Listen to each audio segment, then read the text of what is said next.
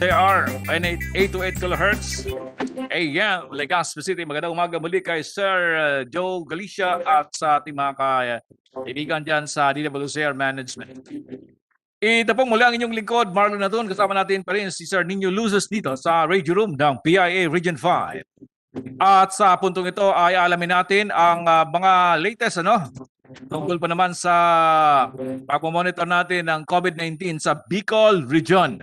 Ulat sa COVID-19 ngayong araw na to, May 23, 2022. At makakasama natin para sa healthcare utilization rate, Ma'am Lorraine Bulanadi, Health Program Officer 2, Health Facility Development Unit ng DOH-CHD Bicol. Susundan siya ng ating COVID-19 updates with Mr. Ken Noida, Nurse 5 ng Regional Epidemiology and Surveillance Unit, DOH-CHD Bicol. At siyempre pa sa COVID-19 vaccination updates with Ms. Twinkle P. Lorilla, National Immunization Program Regional Nurse Coordinator ng DOH-RO5.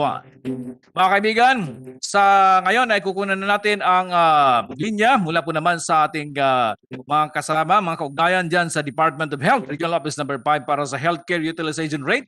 Magandang umaga po, Ma'am Lorraine Bulanadi. Good morning po sa mga tagapakinig at tagapanood sa Ulat sa Bicol para sa Healthcare Utilization Rate Report as of May 22, 2022. Sa kabuuan, ang Bicol Region ay nakapaglaan ng 944 COVID beds, 27 dito ang nagamit o katumbas sa 2.86%. Meron namang 79 ICU beds, walang naitalang paggamit, samantalang mayroong 118 mechanical ventilators, dalawa dito ang nagamit o katumbas sa 2%. Sa kabuuan, ang Bicol Region ay nasa low risk. Para naman sa COVID-19 reference hospitals, ang Bicol Medical Center ay nakapaglaan ng 108 COVID beds, isa dito ang nagamit o katumbas sa 0.93%. Sila ay mayroong 18 ICU beds at mechanical ventilators na nasa 38 mechanical ventilators. Walang naitalang paggamit para sa ICU at mechanical ventilators. Sa Bicol Region General Hospital and Geriatric Medical Center, sila ay nakapaglaan ng 63 COVID beds, walang naitalang paggamit, maging sa ICU at mechanical ventilators.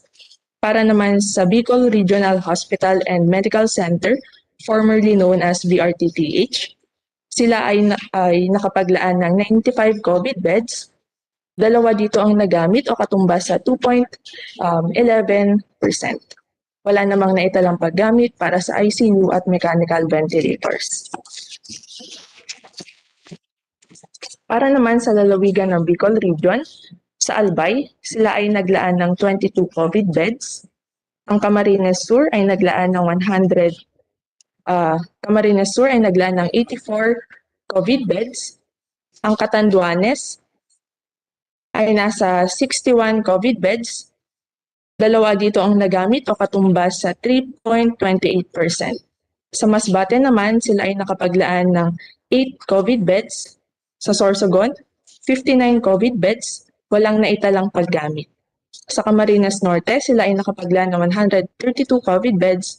19 dito ang nagamit o katumbas sa 14.39%. Wala namang naitalang paggamit sa mga natitirang lalawigan sa ICU at mechanical ventilators. Para naman sa mga syudad sa Bicol Region, ang Legazpi City ay nakapaglaan ng 56 COVID beds, Ligao City, 42 COVID beds, Tabaco City, 38 COVID beds, Iriga City, 41 COVID beds, Masbate City, 36 COVID beds, at walang naitalang paggamit sa mga ito maging ang kanilang ICU at mechanical ventilators. Sa Naga City naman, sila ay mayroong 86 COVID beds, isa ang nagamit o katumbas sa 1.2%. Samantalang sa Sorsogon City, sila ay mayroong 76 COVID beds, dalawa dito ang nagamit o katumbas sa 2.6%. Wala namang naitalang paggamit para sa kanilang ICU beds.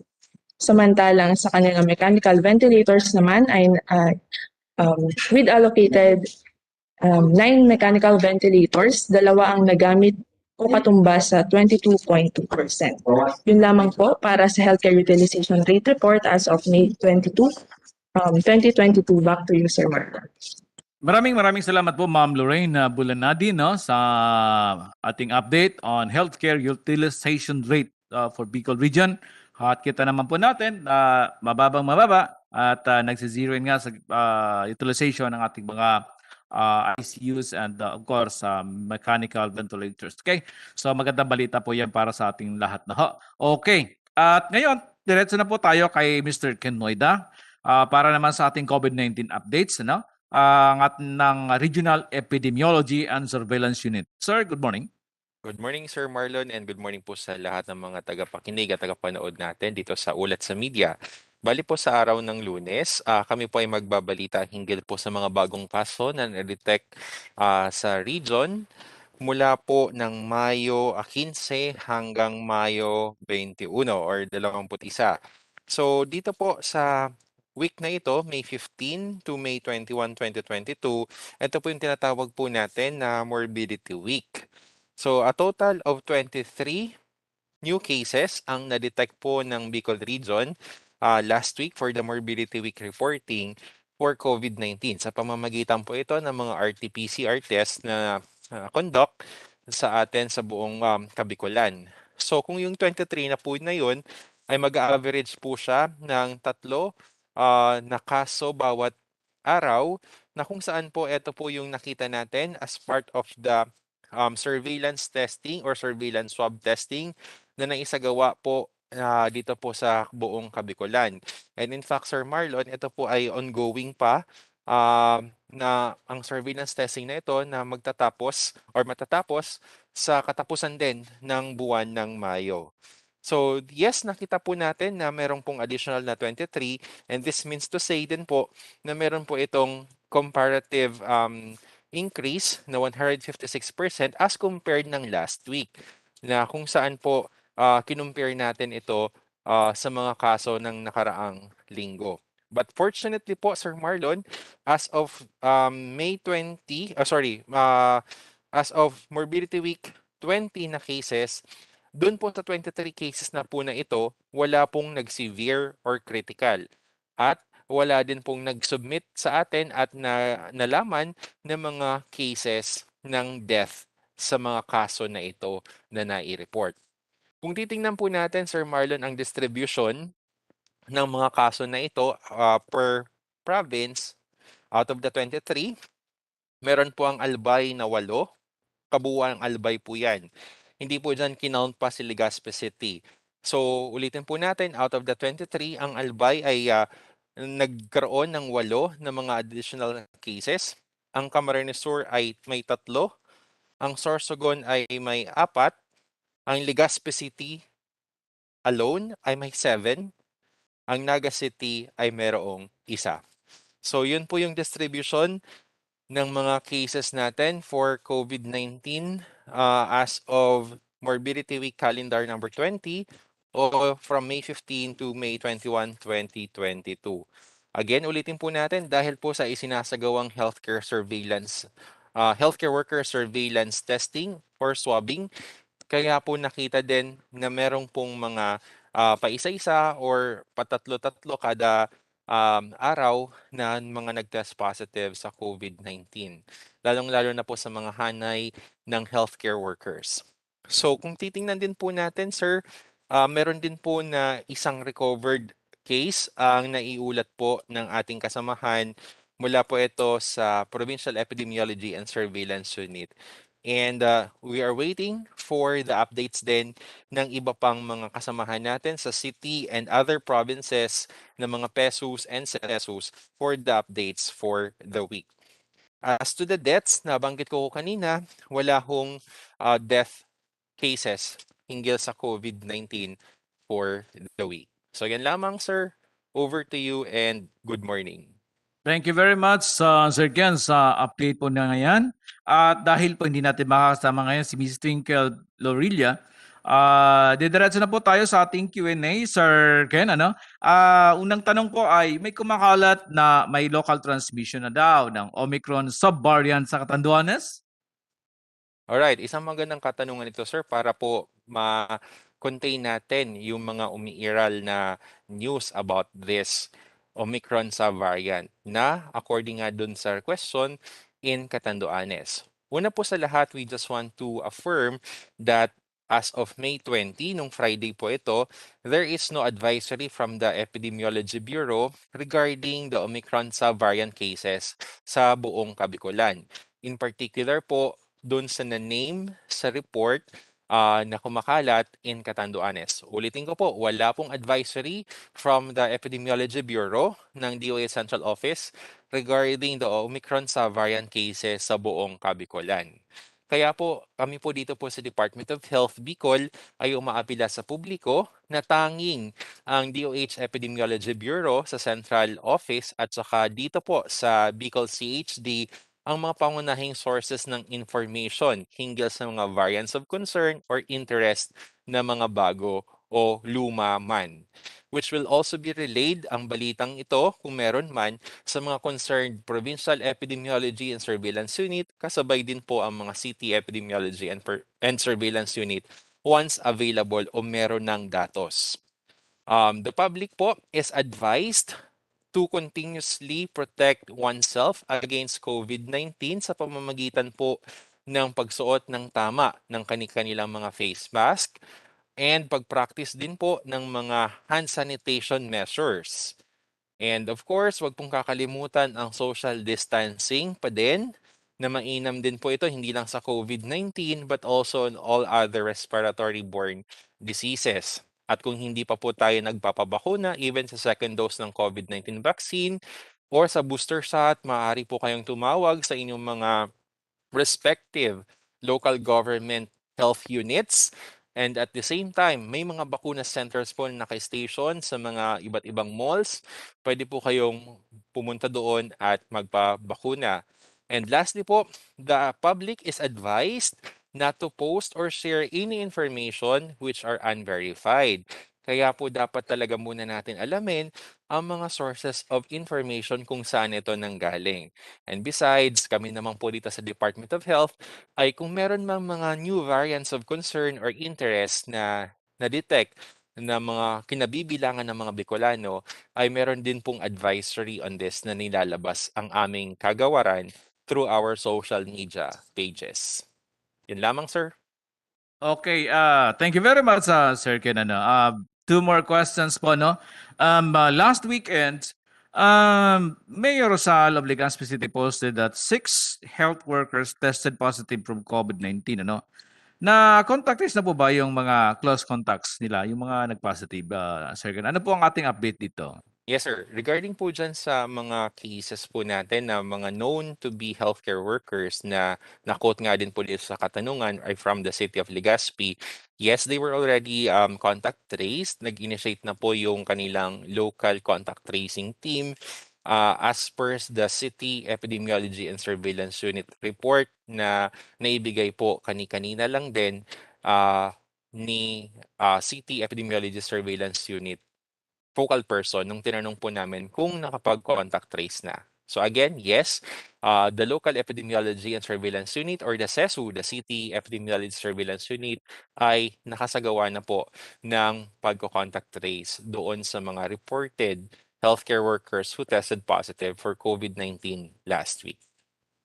Okay, thank you very much sa tugon po, Sir Ken. And lastly siguro, patuloy pa din ba ang pag-swab sa mga nag-serve during election? If yes, ano ang dapat gawin para maswab sila? Okay, sir. Magandang katanungan po yan para po doon sa hindi pa nagpapaswab or nasa-swab for the surveillance testing activity ng Department of Health Bicol. Una po sa lahat, ang surveillance swab testing po na ito is still ongoing pa. Kasi matatapos po ito sa katapusan din ng buwan ng Mayo. And take note po that this service, itong surveillance swab testing na to, ay isinasagawa po ito ng DOH Bicol CHD as free of charge. Wala po itong bayad. para po ito sa mga healthcare workers and also sa mga nag-serve during the elections as part of the detection strategy under the Prevent, Detect, Isolate, Treat, and Reintegrate protocols. And doon po sa mga hindi pa nasa-swab o hindi pa nagpa-participate for this pero gustong mag-join dito po sa ating surveillance testing na ito bilang grupo o mga individuals na naging bahagi doon sa nakarang eleksyon sa pagsoserve, kailangan po ninyong ma-notify ang mga tinatawag natin na LESU or the Local Epidemiology and Surveillance Unit sa bawat local government unit kung nasaan po kayo. Then, kailangan po na ipalista po ninyo ang inyong sarili, complete name, together with your address at saka contact number para po sa listahan nila at nang sa ganun may schedule po kayo sa ibibigay nilang schedule. Kasi po yung mga probinsya din naman ay nagbibigay din ng schedule sa bawat municipality kung kailan sila magsusubmit ng specimen dito po sa laboratorio natin sa BSL SNRL. Kaya po, pumunta o mag-show up doon sa araw na ibinigay ang schedule po para sa inyo. Nang sa ganun po, ang after swabbing, may submit din po dito sa BSL SNRL yung inyong mga specimens for processing. Then, what will be done by the person na swab? Kailangan po na antayin po yung resulta ng swabbing na ito, which is 24 to 48 hours after collect ito at ma-process dito po sa BSLS NRL. And habang inaantay po ang resulta, kailangan po na sundin po natin ulit yung mga tinatawag na minimum public health standards. Dapat merong pong mask tayo, lalong-lalo na po sa mga nakikiusap tayo sa mga katrabaho natin, kaopisina natin, at saka i-avoid pa rin po yung mga hindi kailangan na pakikisalamuha, no? Lalong-lalo na po while waiting for the result. Pero hindi po natin sinasabi na kailangan yung mag-absent for this particular activity. Kailangan lang i-observe natin yung mga tinatawag na minimum public health standards. Over to you, Sir Marlon. Okay. Maraming salamat sa mga tugon, ano? At saka napaka-comprehensive yung ating tugon sa mga katanungan. At sa ngayon, ano, i-link ko na lang po sa inyo ang ating siguro parting message at saka panawagan sa publiko. Lalo pat ito'y tungkol sa subvariant baga ng Omicron, ano? Ano ang ating dapat na mga i-observe pa rin para maiwasan natin ang pagkakaroon ng COVID-19. Go ahead po, Sir Ken. Okay, maraming salamat Sir Marlon and gusto po natin i-take yung opportunity na to na ipaabot po sa publiko na una, ang COVID-19 ay nandito pa sa atin and meron nga pong mga na-detect na subvariant ng Omicron pero hindi pa po, wala pa po dito sa Bicol region. Kaya importante pa din yung mga ginagawa natin or isinagawa na natin ng mga public health measures noong mga unang parte ng COVID-19 na meron tayo sa buong mundo. Ano po ito? Tamang pagsuot ng face mask. Importante pa rin na nagsusuot tayo ng face mask, lalong-lalo na po pag tayo ay nasa public places and meron pong mga sinasakyan ng mga pampublikong sakayan. Dahil hindi lang si COVID-19 ang nape-prevent niya but also iba pang mga respiratory borne diseases, 'di ba? Na makuha natin yung virus na umiiral kapag tayo ay nakalanghap ng hangin na maaaring merong virus. Pangalawa po is yung ating tamang pag-practice ng mga hand sanitation measures. Ano po ito in particular? Yung tamang paghugas ng kamay gamit ang tubig at sabon kung maaari po at may available na tubig at sabon. You can make use of the water and the soap. Kung wala naman po at inconvenience sa inyo ang paghugas ng kamay dahil saan ka pa ba maghahanap ng lababo, ay maaari pong gumamit ng mga hand sanitation gel or alcohol na tinatawag or even maski ang ating alcohol, no? Then, social distancing is also important pa din. Huwag masyadong malapit sa bawat isa. lalong-lalo na po 'pag hindi mo alam na, kung saan nagpunta ito over the last 2 to 3 weeks. Yung tao na 'to dapat distansya amigo pa din 'no? Practice pa rin po natin yon. And of course, getting ourselves vaccinated, against COVID-19. Ito po yung, naging isang malaking bahagi kung saan yung mga kaso natin sa buong, Bicol at saka even sa other parts ng bansa ay bumaba dahil meron tayong proteksyon laban sa COVID-19 at hindi na naging malala yung epekto nito sa kalusugan. Wala, kokonti na lang yung nagkaroon po ng tinatawag natin na severe and critical form of COVID-19. So malaking tulong po ito para sa ating lahat. And lastly, katulad nga din po ng nabanggit natin, if you want to share information, dapat mula po ito sa isang verified or credible source. At ang tanging source po natin for health matters ay ang Kagawaran ng Kalusugan. Meron po tayo sa Facebook page na DOH Philippines at saka for Bicol CHD naman, Bicol CHD ang pangalan sa Facebook page natin. So ito po ito sa mga maaaring mapagkuhanan ng tama at credible source of information. Over, Sir Marlon. Okay, maraming salamat po sa inyo pong pagtugon at sa inyo pong presence ngayon sa ating po ng mga ulot sa COVID-19 dito sa Bicol Region. Maraming salamat Mr. Ken Noida. Kanina po ay si Ma'am Lorraine Bulanadi. Thank you so much. At kay Sir Ken Noida, maraming salamat po mula po sa PIA Region 5 at magandang umaga po sa inyong lahat dyan.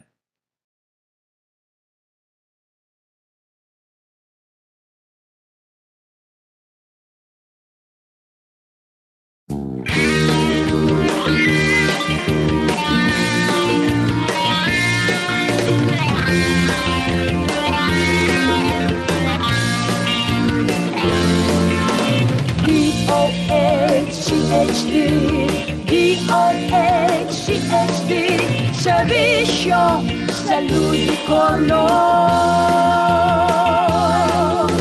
Na ako, kita gabos, magtarabang, magkaigwang maray na salud.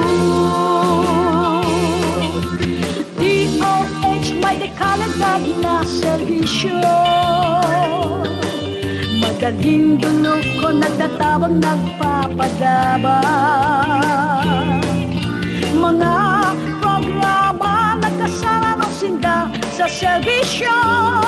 Matawag solusyon ang mga kahirangan. DOH-CHD, DOH-CHD, Serbisyong Salud Kono.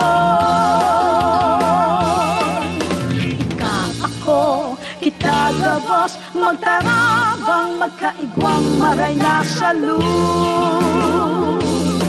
Buon sa inanan, ipangakisagod na kita magdakula. Immunization, vaccination sa tuwing ilaon. Mag-ibang maagi, maiwasan ambisyon. Regular na check-up at kaibuhan. DOH-CHD, DOH-CHD, Serbisyo Salud Kono. Ako, kita gabos, magkarabang, magkaigwang maray na salud.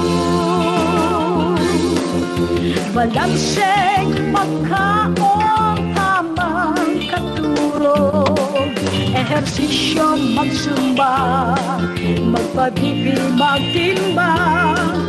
Dapat kita magmano, magpartisipan. Ano man sa tindang relihiyon, natinda sa buhay. Mga pagiramdam lamang ini para iwaselang. Kita magtarabangan sa programa ka, di pa